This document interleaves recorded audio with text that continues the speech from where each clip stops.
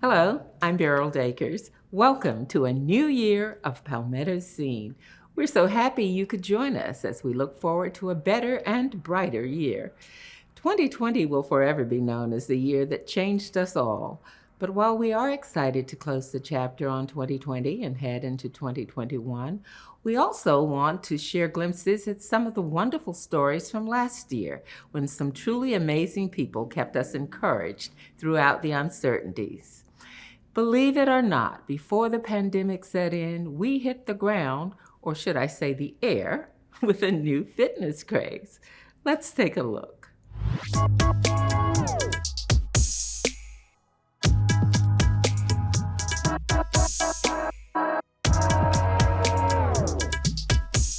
On any given morning, you can find Midlands fitness instructor Tamala Hasty at the Stronghold Gym in Columbia, busy preparing her workout area with floor mats, silk fabric, rings, an aerial hoop called a lyra, and a trapeze swing, all secured to the ceiling, creating the opportunity to do an exercise routine with one's feet in the air. It's called aerial fitness, and Tamala is perfecting the art for groups of all ages.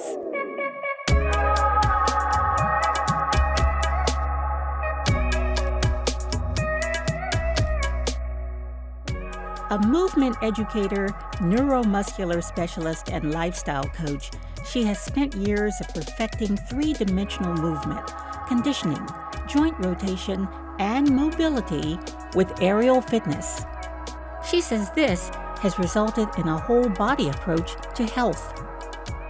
Aerial fitness is actually taking your fitness to another level. We're going up, we're defying gravity, we're learning how to climb, use our leg muscles, arm muscles, core, spatial awareness, focus, confidence gets built, flexibility. Usually when I have a beginner, I will start with an aerial hammock or sling, which is nylon tricot. It's not really silk, but it looks like silk. It's soft, it's comforting, and it's at ground level, so it's approachable for everyone. They learn how to balance, they learn how to grip by working with the fabrics.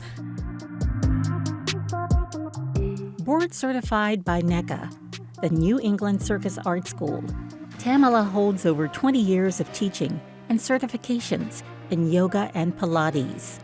Her youngest client is 11-year-old Eva Mustard, who is already showing promise, climbing silks, rings, doing workouts with the lyra hoop, and the swinging trapeze.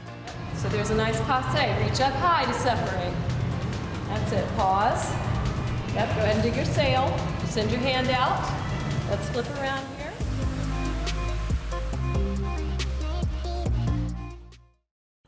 Wow.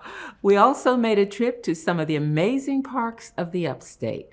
I am now issuing a special invitation, encouraging you to visit them in person during this new year.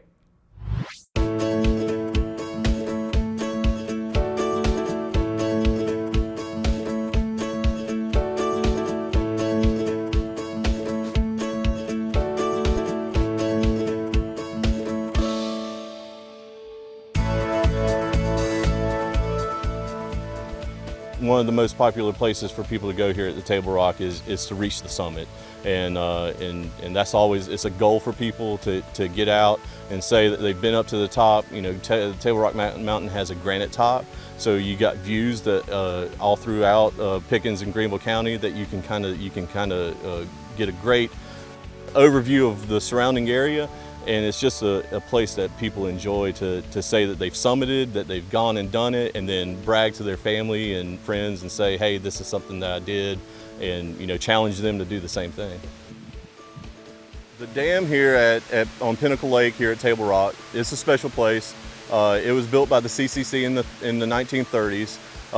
That's the Civilian Conservation Corps. It's unique. They used materials, stone, that was sourced locally throughout the area, and it was built in a way to blend into the scenery here.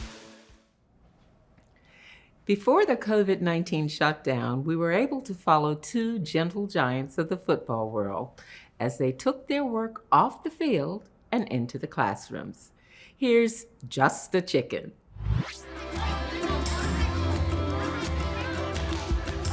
We're going to talk about these 3 skills over and over again today. And I need you to repeat them after me. The first skill we're talking about is reading.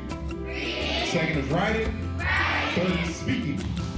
First one is second is third is those 3 skills we're going to show you how to get better at and get really, really proficient at. Eventually, you know, sports ends for us all, and that's one of the messages we always love to share with the kids because, you know, the transition, using your physical body, all those things is going to end for us. Grew up was the son of a teacher, always had ideas with Preston way back in 2010 when I was still kind of playing in the NFL, and came up with some different ideas for books and got the idea to try to be an author and put those things together, and we're like, well, this might be something we can do. But our first books that we wrote were terrible, as all things are. Kind of like the first time I ever played football, it was terrible. But just like with anything, it got better and better. And I think through all of that, it kind of helps us with the message with the kids about, you know, not being good at something, going through the process and having that growth mindset to try to achieve anything. If I want to get better at reading, what should I do? Read. Duh. If I want to get better at writing, what should I do? I just never had it in my mind that I only had to play sports. You know, I always just think my mother, she'll say, you're gonna grow up, you're not gonna be no dumb jock. And that's just something that always just resonated with me, and I, you know, just felt like we can do whatever we put our minds to. What everyone said? I smell victory, said the coonhound. Man, we'll see about that, said the collie as she walked by. Look at me, I'm beautiful, I'm smart, I'm loyal. And Cocky started thinking to himself, man, they all got great traits, man. I don't even know how I can compare to them. I'm just a chicken. For something just a little out of the ordinary, here's a story we called 911 Poop. Yep, it's the business to call when man's best friend does his business.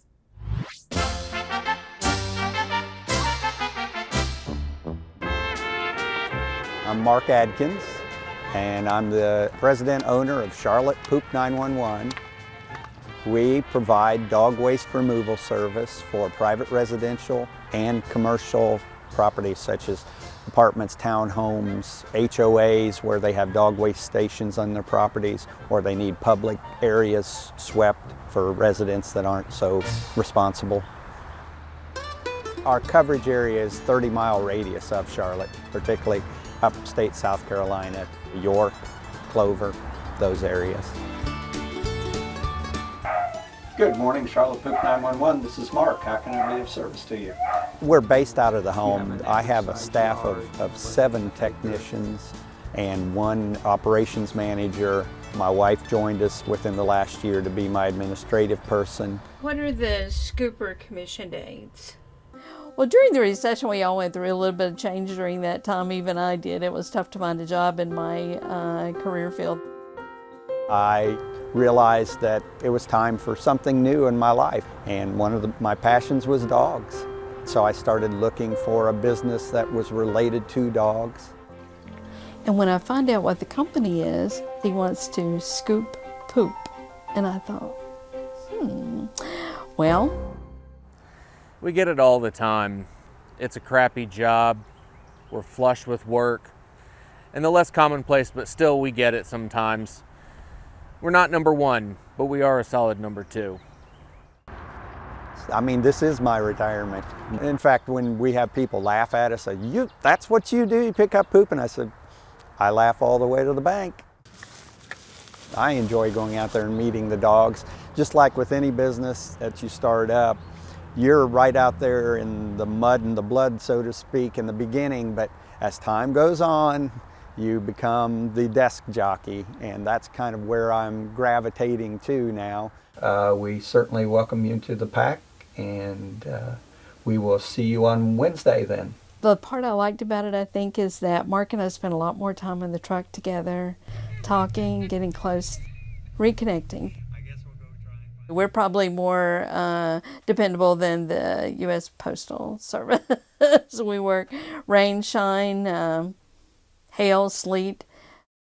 It's not as disgusting as people think it is. You know, we're not as close to it You know, we're not down there smelling it and picking it up with our hands. We have the tooling to keep us away from it and the protective gear, so it's not as bad a job as you think. In March, the COVID-19 pandemic took hold and life as we had known it changed forever. Yet through this difficult time, our Palmetto Scene team still found stories of hope and encouragement that show the true strength of the people of our state. First, we'll take a look at how our religious community pushed through the pandemic.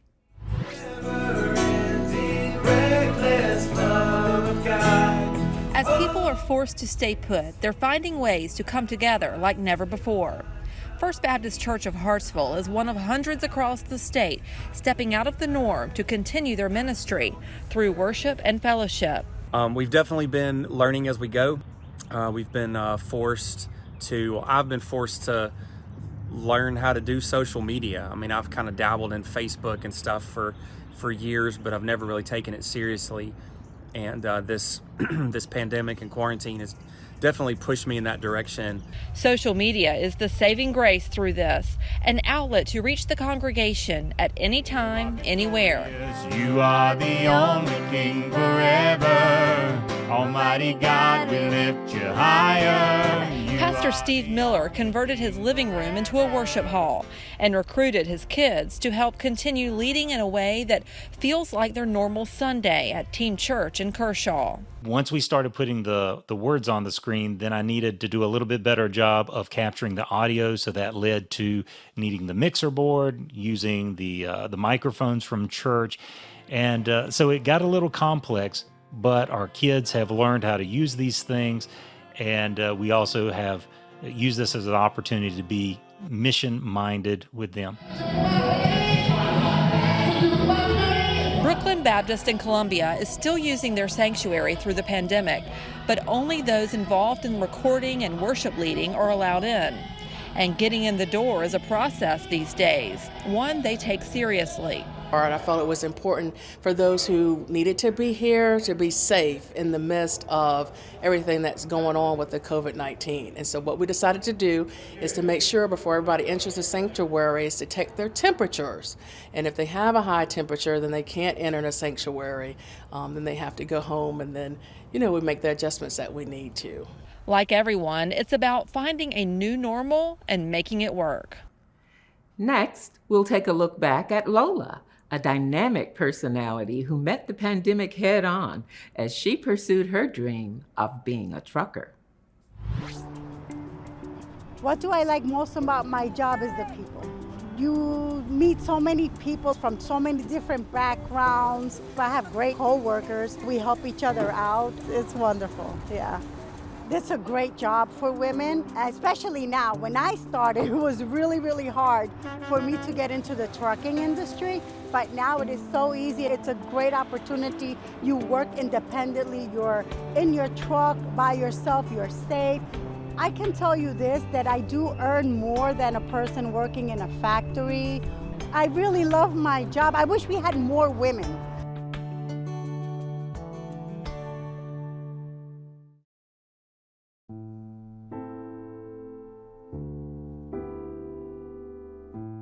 My work in itself did not change. What did change was the hours. When everything shut down, like the work was very scarce. It really dropped considerably, and that really hits the pocket because nothing else stops. You still have to pay the rent, you still have to pay the car payment, you still have to pay the insurance, and that concerns. But either way, by the grace of God, I was able to pay all my bills. Because I never lost a day of work. I did lose hours, so I just tightened my belt a little bit. My work is really important, especially during these times. Many people depend on us just the same way we depend on doctors and nurses and scientists. They depend on us to keep America running, to keep the supply chain, because if we stop, then who's going to bring it to you? Who's going to bring it to America, basically, We can't do it without the drivers. The pandemic stopped many things in 2020, But it didn't stop the music. Musicians throughout the state found creative ways to practice their art and to reach out to their many fans.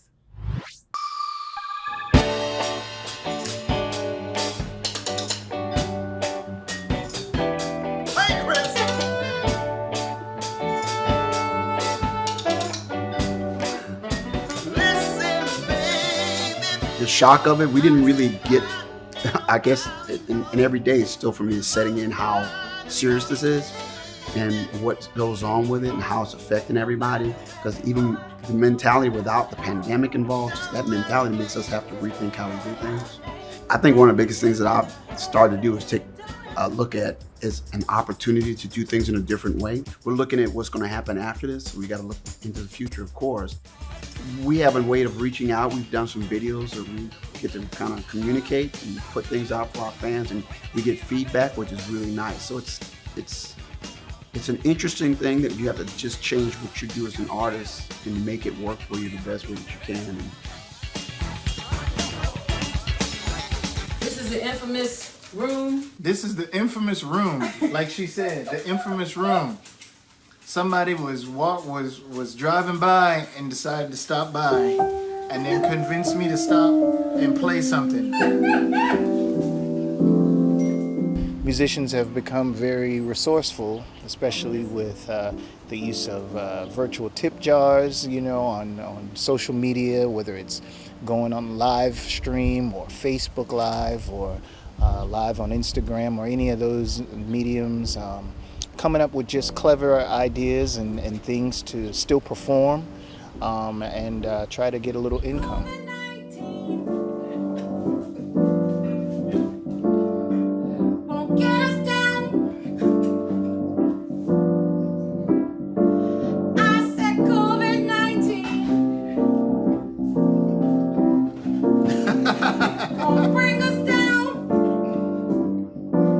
All blues.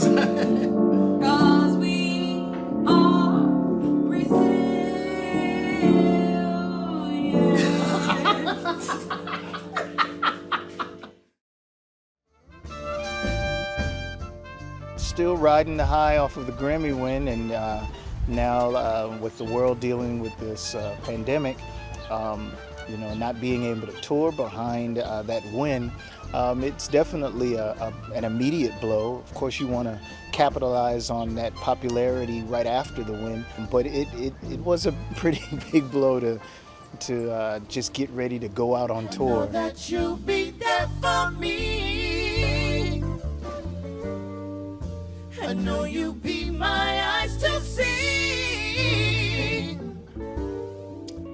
Did a lot of Facebook Live concerts, and it actually helped a lot of folks as well, and just put little cash apps up, just donations if they wanted to do so.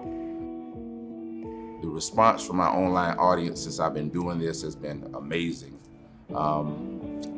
People have been sharing my lives. A lot of folks have new fans now, and sometimes you don't appreciate things until they're gone. Now the appreciation is coming back, and this time has given me a lot of time to practice and just recraft everything. So I'm very excited for the next show. It's going to be blazing, I'm telling you.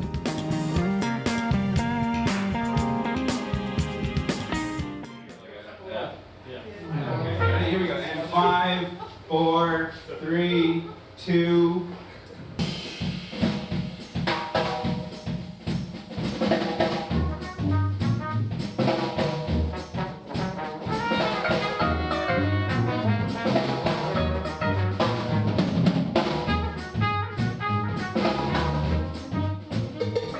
My first thought was, how can I help? Everyone's out of work. I'm going, how do we create work for folks? How do we keep the musicians going? How do we support these guys? First thing I did, I put out a text message and a call to about 40 different musicians all around the state, and even North Carolina and Georgia.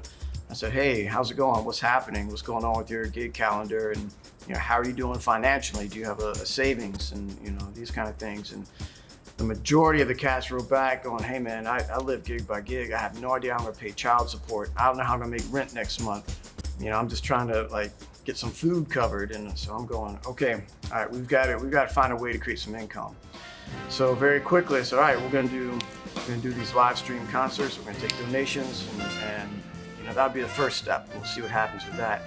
Thankfully, the community rallied around that, and the support has been amazing. The donations have been over the top. It's been incredible. And the musicians have, their first thing they say is like, thank you for getting us together to play. The pandemic was not the only big story of 2020. The push for social justice and improved racial understanding was also a big topic of the year. Let's look back now at how one artist used his talent to do just that. I had a feeling, it might trigger somebody, and I had a bunch of people drive by and they thought it was George Floyd. I mean, it's sad, but I mean, just putting a black person on a wall has become so charged that somebody decided to deface it and put something really terrible on it. Honestly, it didn't surprise me. Black Lives Matter! The time in which the mural first began definitely was in the heat of the moment where everything was taking place around the country and actually around the world. And though the Rosewood area is definitely an area that's progressive, I just still expected it to happen because the tensions are very high right now. You do your best to navigate it, and in some cases, you have to face it head on. You find ways to help you and assist you in dealing with these things, and it's definitely not an easy issue to deal with, and it's definitely not an issue that's going to be going away anytime soon. I've had a couple people drive by and, yell, "Make America Great Again" and stuff like that. Whatever your political views, it's weird to me that this something that's meant to be inclusive can be seen by some people to be such a divisive act. That pretty much set everything in motion for all the attention that the work needed. So they unknowingly did something positive for this project. Feels great. It's satisfying, to say the least. We've had a lot of really great outlove and support from everybody that's here. People coming by, taking photos with the artwork, leaving us wonderful messages on social media. This was a lot more important than even I had, originally thought, and so we decided to make sure that everybody's represented. And I thought acknowledging the Native Americans, especially in their home state, would be very impactful. And the Catawba tribe is the only recognized tribe in the state of South Carolina. And John George was their last living medicine man who just passed away this year. And so we wanted to get that as a tribute to them. It's basically been a mishmash of what looks good and also adds to the diversity of the mural. So every time we drive past the building, it's a reminder of how blessed we are and how far we've come from Luna's condition. 2 days after her second birthday, she had an arteriovenous malformation that ruptured. Essentially, she just had a stroke and lost the use of her right side. And we were in the hospital for 11 weeks. She went through 3 brain surgeries, and she's just such a miracle. Now she's about 2.5, and she's already regained the use of her right side. She's walking, she's moving her arm, she's talking again. Every time we drive by, she says, "It's me, Luna." And it's just the cutest thing ever. I hope in the future she can bring her kids to see it one day.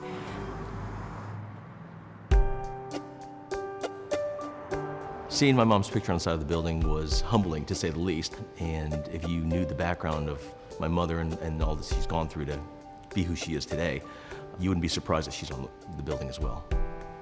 Where do we even begin? So somebody who lost her parents when she was 9 and then came here because of the Korean War and all the pain that she's gone through and some of the experiences that she's gone through and losing family to the North Korean side. And if you met her today, you'd realize, that's a really strong woman inside of a tiny, humble, meek shell. Yet the strong woman is representing a lot of people inside of the building. I mean, there's a pretty large ethnic community here, and so I think representation certainly does help and help acknowledge that they're here and they're making an impact in the community as well. I mean, people just stop by every day and they tell me, we thank you so much, but I'm just like, I'm just trying to make something pretty for everybody, but I didn't expect it to be such an event. I mean, I think it's something that we needed. People are having a really hard time. If I can do something to brighten up their day, it's special. We leave you now with a look back at a group who started out 2020 with a bang, a Grammy win for Best Jazz Roots Album. Of course, I'm talking about Ranky Tanky. While the pandemic put a damper on their ability to perform around the world, things are looking up for this talented Charleston band for 2021. Here's to a great and prosperous new year for each and every one of you. For Palmetto Scene, I'm Beryl Dakers. Good night, and thanks for watching.